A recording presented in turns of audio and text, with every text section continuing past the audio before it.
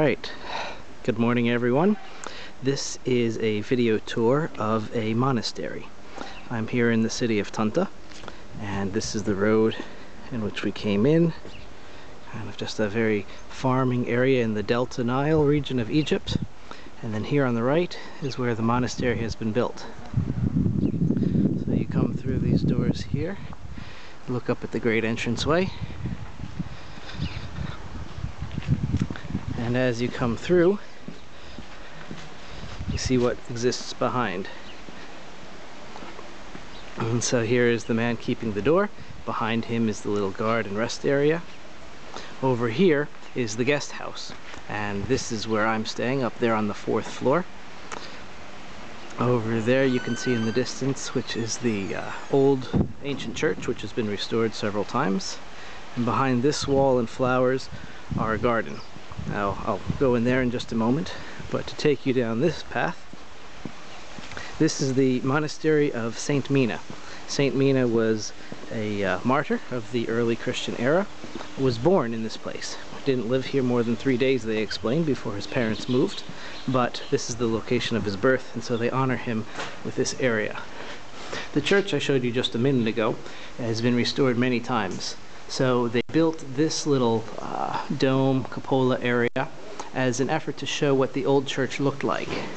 And so this reflects some of the ancient architecture. I don't know if the colors are coming through, but up there, the holes in the sky, I guess you can see the green, and there's the blue. The different colors are 4 representing the 4 gospel writers, and as was explained to me, they also represent the diversity of Christianity, showing that it is made up of all people, all nations.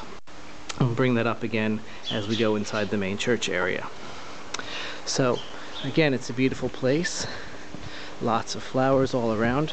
It's good to say that this isn't actually a monastery, at least any longer. There are no monks living here. It basically functions as a retreat center, a place for quiet prayer, or conferences for Christians in the area. It was a monastery, they say, way back in the 3rd century, but the first historical reference they have of this being a monastery was actually in the 12th century. For whatever reason, the monastery life died down here, though it's very active in other parts of Egypt. But they use it now to honor the memory of Saint Mina, and also to just make a little beautiful place in, well, the beautiful Delta. Show you some of how this has been constructed. Most of what you see here has been built up in the last 10 years under the authority of Bishop Bula. He is the one who I came here to interview. He is the Bishop of Tunta. He's the responsible one for this monastery area. And he's also the head of the clerical council, which governs Orthodox processing of family matters, marriage, divorce, and such. He wanted to use this place to illustrate the ancient history of Christianity in Egypt. So this is a little amphitheater that he constructed. You can see the cupola in the back. So it's a wonderful place also for meetings. Over here is the picture of the Holy Family during the birth in Bethlehem. Life-size statues, or not quite life-size. They will be life-size as we move over to the part that intersects with Egypt. Built a very lovely waterfall, a little lagoon and bridge. Before we cross that bridge, we'll come over here just to illustrate another part of celebrating the ancient Roman history of Egypt and of Christianity. The pillars, of course, kind of represent a little bit of a museum or storehouse. There's the gate in which we entered this little garden. So we'll move back now to the bridge.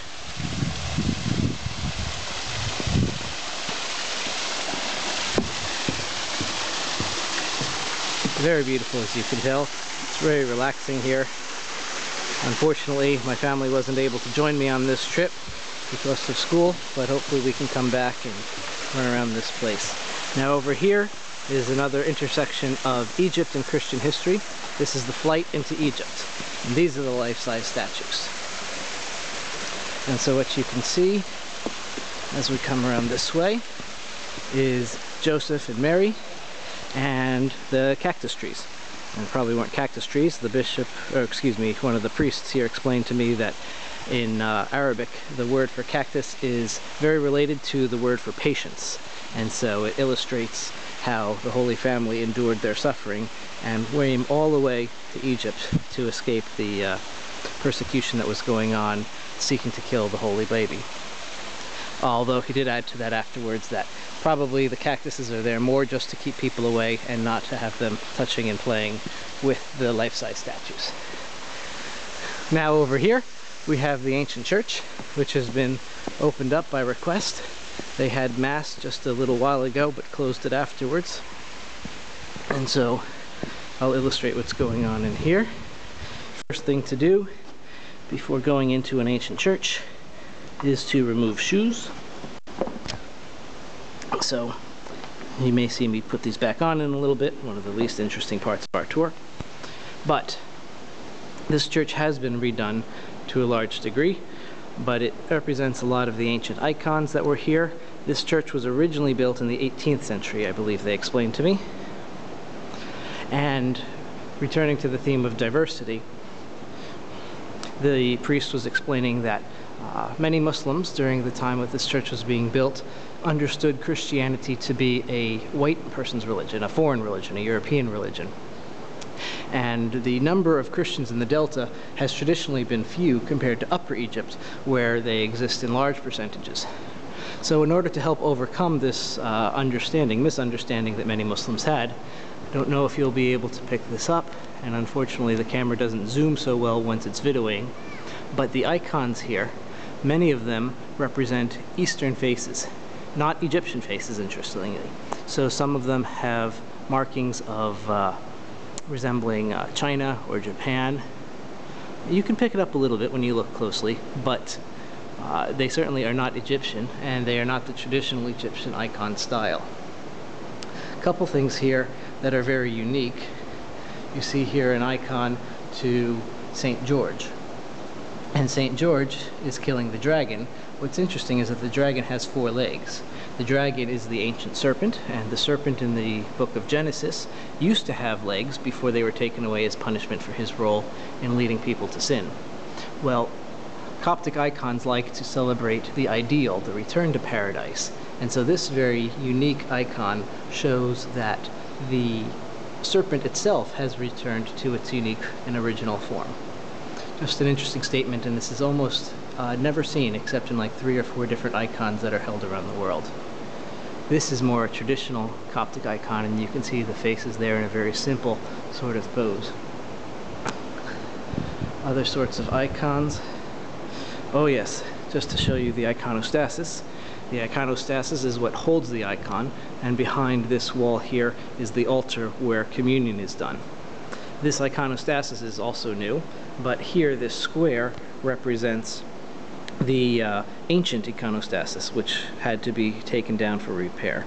This is what the whole thing looked like, and is very typical of Coptic architecture, spirituality, where you can see the different symbols, small fish, crosses, all representing the Trinity or the 12 disciples, and things of this manner. So we'll move out at this point, and I will let you watch me begin to put my shoes back on before I stop this video, and then we'll continue the rest